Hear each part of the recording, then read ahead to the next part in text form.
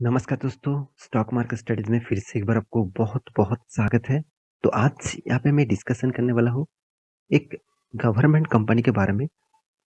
और कंपनी देखा जाए तो एक फाइनेंस इंडस्ट्री से बिलॉन्ग करते हैं।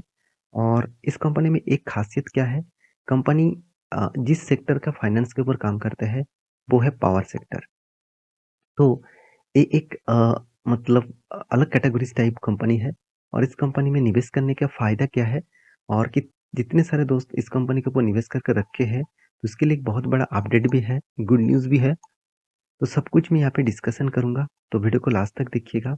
और अभी तक आपने इस चैनल को सब्सक्राइब नहीं किया तो ज़रूर कर लीजिएगा, क्योंकि आपको daily basis stock market information update इसी चैनल के माध्यम से मिलता रहेंगे। और हाँ, अभी तक आपने इस टेलीग्राम को ज्वाइन नहीं किया, नीचे लिंक दिया गया है, जाकर ज़रूर ज्वाइन करिएगा, क्योंकि वहाँ पे आपको डेली बेसिस कौन सा स्टॉक के सपोर्ट रेजिस्टेंस ब्रेकआउट हो रहा है, वो सब कुछ वहाँ पे आपको मिल जाएगा। तो चलो देख लेते हैं आज के स्टॉक के डिटेल्स के बारे में। तो कंपनी का नाम कौन सा है? कंपनी का नाम है पीएफसी, पावर फाइनेंस कॉर्पोरेशन। तो देखा जाए तो इस कंपनी टोटली पावर फाइनेंस के ऊपर काम करते हैं। जितने सारे पावर सेक्टर कंपनी है, उसी को फाइनेंस देने का काम करते हैं।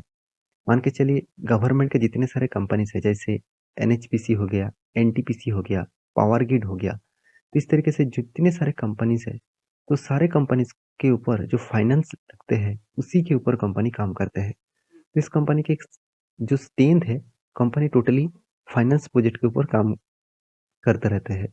तो कंपनी का जो प्रोजेक्ट है, आप यहाँ पे देख सकते हैं कौन सा फाइनेंस के ऊपर काम करते हैं। तो इस कंपनी के ऊपर निवेश करना क्या सही में ठीक होगा? क्या इस कंपनी के ऊपर निवेश करना गलत होगा? तो सब कुछ मैं यहाँ पे आपको डिस्कस करूँगा, तो वीडियो को पूरा लास्ट तक ज़रूर देखिएगा। तो सबसे पहले मैं इस कंपनी के बारे में कुछ पॉइंट्स आपके साथ शेयर करूँगा, जो पॉइंट्स आपको ज़रूर देखना चाहिए। तो सबसे पहले कंपनी के डिटेल्स के बारे में बात करूँ, तो देखिए power finance corporation limited is a, यहाँ पे देखिए systematically important of non deposit taking NBFC, मतलब नॉन बैंकिंग फाइनेंशियल कंपनी। तो ऑब्वियसली ये एक एनबीएफसी है, क्योंकि देखिए एनबीएफसी का काम होते हैं लोन बांटना, और बैंकिंग का काम होते हैं लोन प्लस मतलब बैंकिंग के काम करना। तो यहाँ पे एक एनबीएफसी है, और आरबीआई के register, NBFC register with the RBI, मतलब आरबीआई के ऊपर रजिस्टर्ड भी है। साथ ही साथ यहाँ पे देखिए इंफ्रास्ट्रक्चर फाइनेंस कंपनी, मतलब जितने सारे पावर सेक्टर में इंफ्रास्ट्रक्चर बनाए जाते हैं। मान के चलिए कोई भी आप डैम बनाना चाहते हैं, पावर के लिए कोई भी डैम बनाना चाहते हैं, तो उसके लिए आपको पावर के फाइनेंस की जरूरत होगा। उसकी उस इंफ्रास्ट्रक्चर के ऊपर कंपनी पैसा देते हैं। मान के चलिए कोई भी इलेक्ट्रिक डिस्ट्रीब्यूट करने के लिए, एक जगह से दूसरी जगह पे ट्रांसफर करने के लिए जितने सारे इलेक्ट्रिक पुल लगते हैं, तो उस पुल के जो कंस्ट्रक्शन के काम है, जो इंफ्रास्ट्रक्चर के काम है, उसके ऊपर भी लोन कंपनी प्रोवाइड करते हैं। तो ये देखा जाए तो यहाँ पे देख सकते हैं, इट इज एंगेज्ड इन, यहाँ पे देखिए extending financial assistance to the Indian power sector. Power sector के ऊपर ही काम किया जाता है। इस तरीके से कंपनीज के बारे में आज बात करूंगा। तो मुझे इस कंपनी में क्या खासियत लगा, वो मैं आपको सबसे पहले बताऊंगा। और इस कंपनी के ऊपर एक गुड न्यूज़ भी दिया है, वो भी मैं आपको साथ डिस्कस करूंगा। तो सबसे पहले बता दूं, कंपनी का मार्केट कैप 37,900 करोड़ के आसपास है। कंपनी का पी रेशियो एकदम लो है। बहुत सारे लोगों को यही लगता है कि माना जाता है कि कंपनी का पी रेशियो जितना कम होगा, उतना ही कंपनी के लिए ठीक है।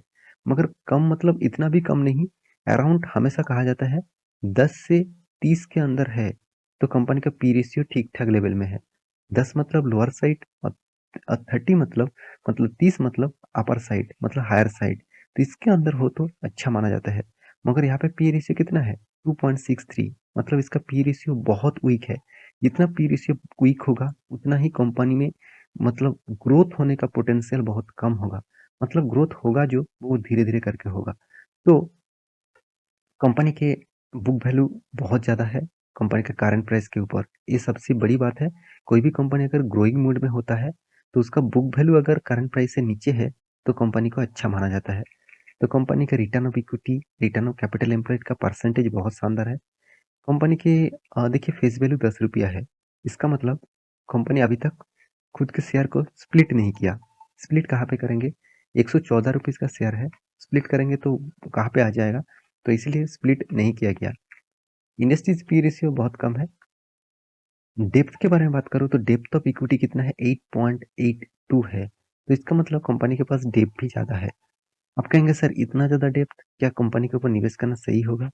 देखिए, फाइनेंस कंपनी मतलब डेप्थ होगा ही, क्योंकि उसका काम ही है पहले आरबीआई से लोन लेना, दूसरे जगह से लोन लेना, उस लोन को दूसरों को लोन देकर इंटरेस्ट कमाना।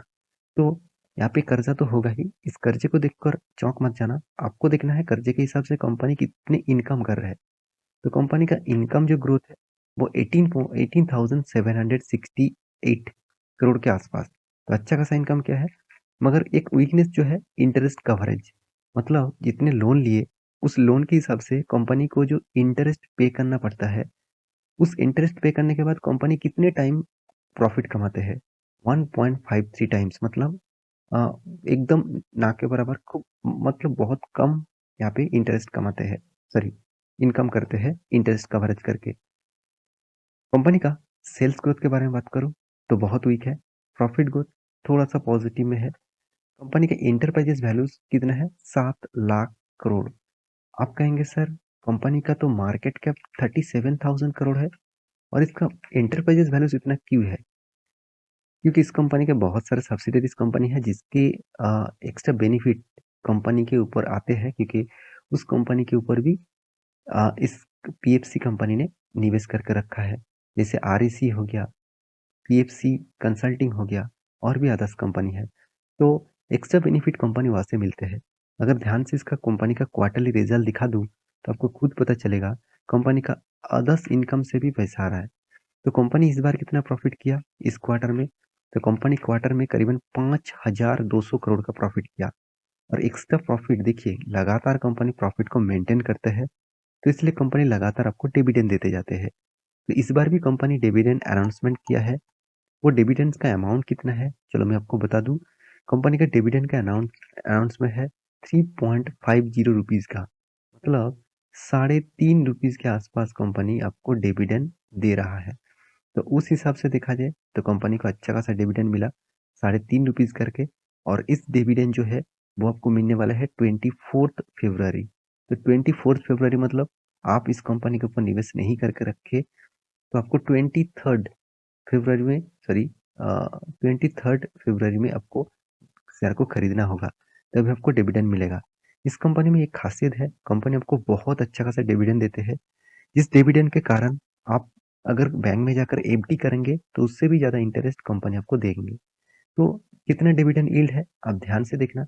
इस कंपनी का डिविडेंड यील्ड है 8.36, सॉरी हाँ 8.36। इसका मतलब 1 लाख रुपया आपने निवेश करके रखे थे एक साल में, तो आपको एक साल में कंपनी 8,360 के आसपास डिविडेंड दिया। तो इतना रुपीज का डिविडेंड आपको मिला।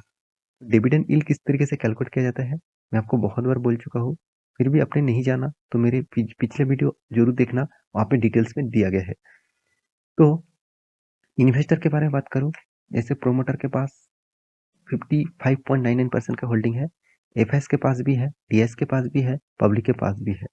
तो कंपनी कुछ रिटर्न खास नहीं दिया, फिर भी देखिए 3% 4% के करके 5-10 साल में रिटर्न दिया, फिर भी इंस्टीट्यूशन क्यों टिके हुए हैं? एक ही कारण है, वो है डिविडेंड के कारण, क्योंकि एक एक्स्ट्रा बेनिफिट के हिसाब से लाखों करोड़ों का पैसा वो डिविडेंड से उठा रहा है। तो 1 लाख रुपया निवेश करके मान के चलिए अगर 8,000 रुपया आपको साल भर में मिले, तो एक मतलब 1 लाख करोड़ के मतलब अगर निवेश करेंगे तो कितना डिविडेंड मिलेगा? तो वो भी तो आप सोचना चाहिए ना। तो एक्स्ट्रा बेनिफिट वहां पे मिला है तो रिटर्न के हिसाब से कम मिले, फिर भी इस कंपनी आपको सेफेस्ट जोन में रखेंगे।